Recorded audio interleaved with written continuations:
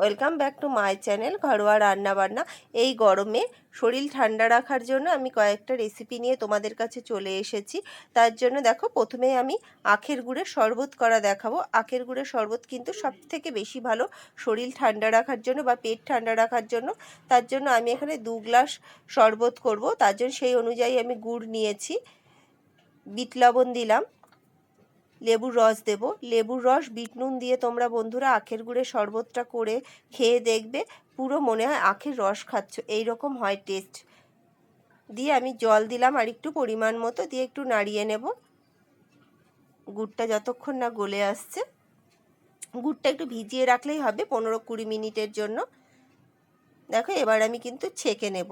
গুড়ে অনেক ধরনের নোংরা থাকে, তার জন্য কিন্তু ছেঁকে নেওয়াটাই খুব ভালো হবে, ছেঁকে নিলেই। দেখো, আখের গুড়ের শরবত কিন্তু রেডি পরিবেশনের জন্য। এবার দেখো, এবার কিন্তু আমি তোমাদেরকে পেট ঠান্ডা রাখার জন্য আর একটা আমি রেসিপি দেখাবো। দই, খই, ছাতু, চিড়ে আর চিনি নিয়ে নিয়েছি। এবার আমি খইটা দিলাম বাটিতে। আবার চিড়েটা কিন্তু আমি ভিজিয়ে রেখেছিলাম কিছুক্ষণের জন্য, তোমরাও চাইলে ভিজাতে পারো। এবার আমি দিয়ে দিলাম ছাতু, চিনি আর দই। চিড়েটা তোমরা ধুয়েও নিতে পারো। নিয়ে ভালো করে মাখিয়ে নেব। তোমরা কিন্তু চাইলে কলা দিতে পারো, আমি কলা দিইনি এখানে। দই, খই, চিড়া মাখা কিন্তু পুরো রেডি পরিবেশনের জন্য। এই গরমে কিন্তু খুব সুন্দর একটা রেসিপি তোমাদের সাথে শেয়ার করলাম আর একটা। এবার দেখাবো তোমাদের পাট শাক ভাজা। দেখো, এখন আমি শুকনো লঙ্কাটা ভেজে নিলাম, তাতে আমি কালো জিরে দিয়ে দিলাম।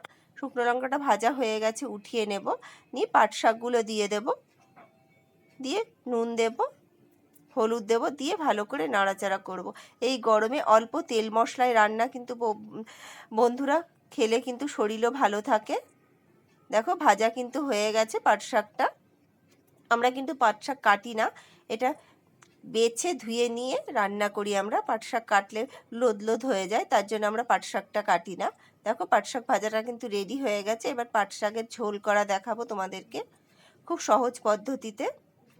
কড়াই একদম 1 চামচ মতো তেল দিয়েছি, তাতে শুকনো লঙ্কা, কালো জিরে ফোড়ন দিয়ে রসুন থেতো করে দিয়ে দিলাম। তো একটু নেড়ে চেড়ে নিয়ে পাট শাকটা দিয়ে দেব। দেখো, পাট শাকটা দিয়ে দিলাম, দিয়ে নুন দেব স্বাদ অনুযায়ী, হলুদ দিলাম 1 চিমটে, দিয়ে আমি এবার নাড়াচাড়া করে নেব ভালো করে।